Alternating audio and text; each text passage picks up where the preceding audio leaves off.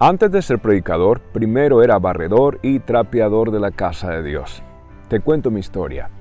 1984 me entregué a Jesucristo. Él me salvó, mi corazón se llenó de gozo y lo primero que quise hacer es servir en la casa de Dios. Y bueno, voluntariamente empecé a trapear y a barrer la iglesia. Recuerdo que la iglesia ni siquiera tenía los materiales. Era una iglesia pequeñita, humilde, de pueblo. Y recuerdo que llevaba el cubo de agua y cruzaba la ciudad con un trapeador, con una escoba, para barrer la casa de Dios. Lo hacía con alegría, lo hacía con gozo.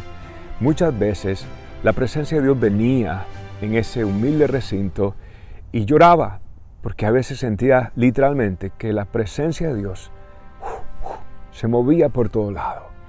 Y mi corazón se estremecía y muchas veces lloraba y me tocaba trapear mis propias lágrimas. Y desde ese momento yo me di cuenta que servir a Dios es un privilegio santo y sagrado. Bienvenidos a Maná. Es un espacio donde hacemos comentarios bíblicos espontáneos de las Escrituras y encontramos principios de vida para cada día.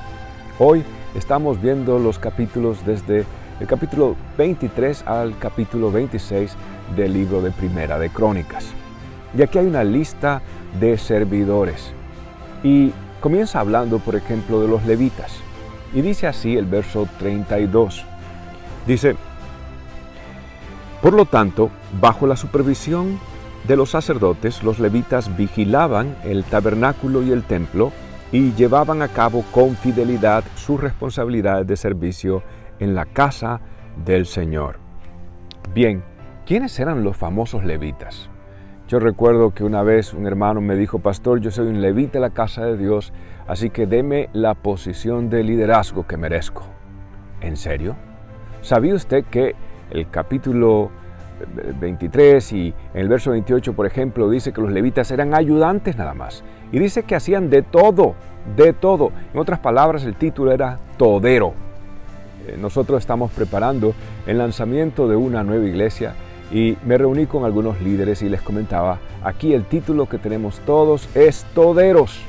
En otras palabras, vamos a hacer de todo. Ser levita es ser servidor. Los levitas estaban a cargo de la logística, de el servicio ceremonial, de sacrificios y demás. Y ellos se encargaban de limpiar, de arreglar, de asistir a los sacerdotes.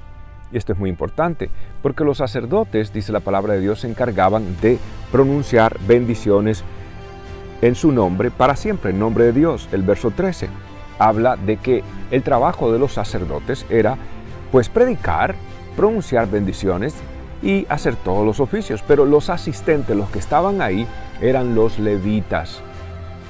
Si servir para ti es demasiado poco, el liderazgo te queda demasiado grande. Voy a repetir. Si servir para ti, servir en silencio, es muy poco para ti, tú no estás listo. El liderazgo te queda demasiado grande para ti. Aquí tenemos que tener la actitud. Cuando un líder me pide a mí un título, yo tengo una reserva. Pero cuando me pide una toalla para lavar los pies de los demás, ese es el que merece eventualmente liderar algo después de un proceso dado por Dios. Así que la actitud debe ser: ¿en qué puedo servir? Nunca me olvido, estaba en la costa colombiana y recuerdo en una ocasión estaba dando una conferencia. Y bueno, yo venía de Estados Unidos, estaba representando en su momento a John C. Maxwell.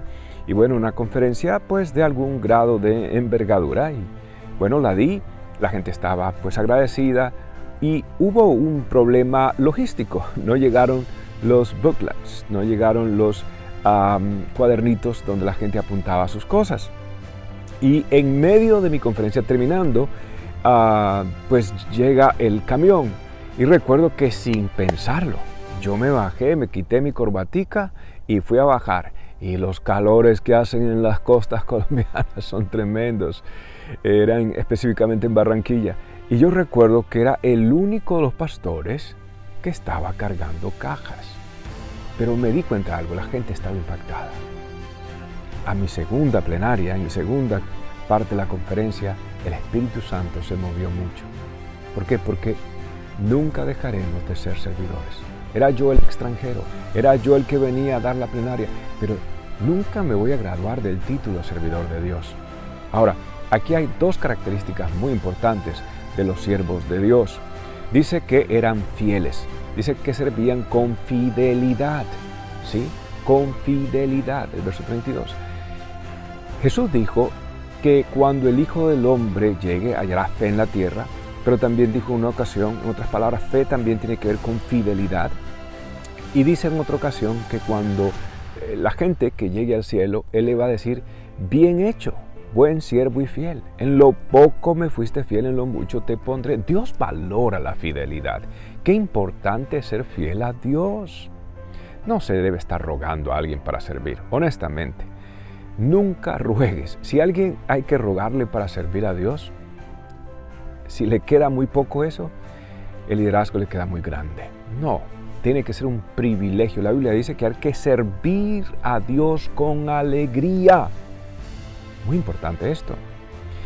Lo segundo que nos da el capítulo 25 y el capítulo 26 son, voy a repetirlo 2 veces porque hay 2 textos bíblicos hermosos, lo más importante también después de la fidelidad. Y dice así el verso 1 del capítulo 25. David y los comandantes designaron hombres de las familias de Asaf, de Emán y de Jedutum para proclamar los mensajes de Dios acompañados de liras, arpas y címbalos. Okay, esta es la introducción y ahora llego a mi punto, pero quiero hacer una pausa acá.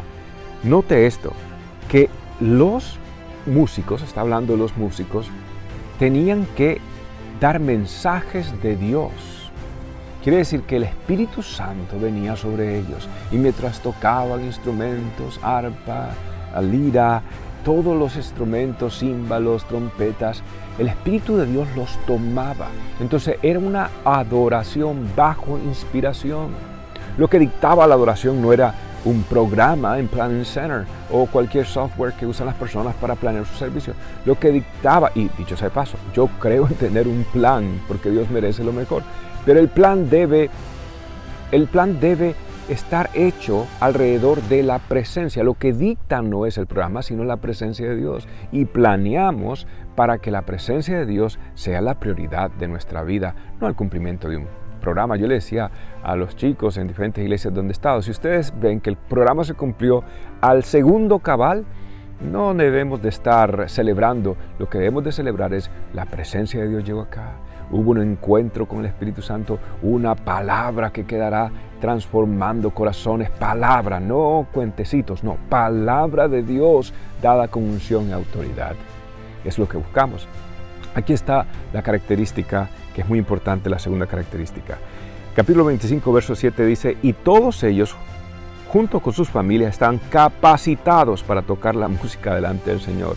Capítulo 26, verso 8, hablando también ahora de los porteros, eran hombres muy capaces y competentes en su trabajo.